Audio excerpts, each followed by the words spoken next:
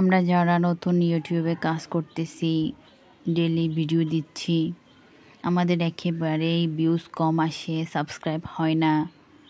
আসলে বন্ধুরা, যারা বড় বড় ইউটিউবার আছে তারা কখনোই কিন্তু ছোট ছোট ছোট নতুন যারা ইউটিউবে ভিডিও দেয় তাদেরকে খুব সাপোর্ট কমই করে। ওরা যদি একটু সাপোর্ট করতো তাহলে ছোট যারা নতুন ইউটিউবার হতে চাচ্ছে তারা খুব তাড়াতাড়ি কিন্তু সফলতা অর্জন করতে পারতো।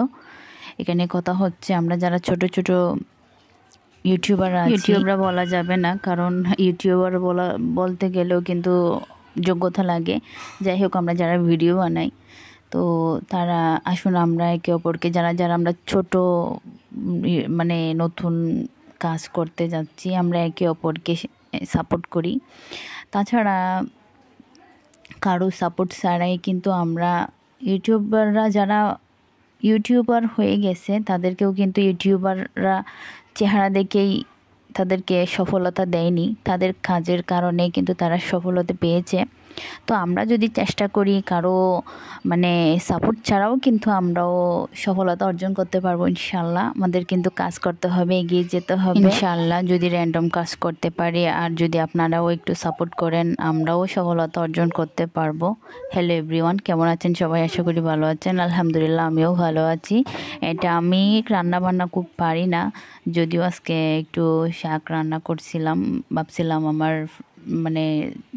ভিডিওটা আমার চ্যানেলে দিব, তো এই জন্য ভিডিওটা করা। আর আজকে খুব বৃষ্টি পড়তেছে, একটু হলো বৃষ্টি একটু থেমে গেছে।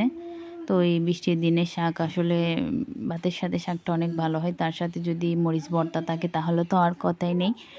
তো যদি আমার এই শাক রান্নার ভিডিওটা কারো ভালো লেগে থাকে অবশ্যই আমাকে সাবস্ক্রাইব করে দিবেন, ভিডিওতে লাইক দিবেন, পাশে থাকবেন, যাতে আপনাদের একটু সাপোর্ট পেলে আমাদের নেক্সট টাইম ভিডিও করতে একটু আগ্রহটা ভালো লাগে।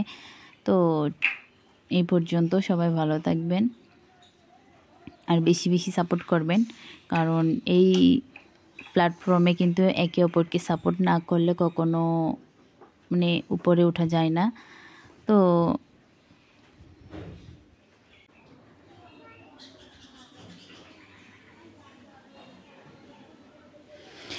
সবাই ভালো থাকবেন। যদি আমার ভিডিওটা ভালো লাগে অবশ্যই দেখবেন।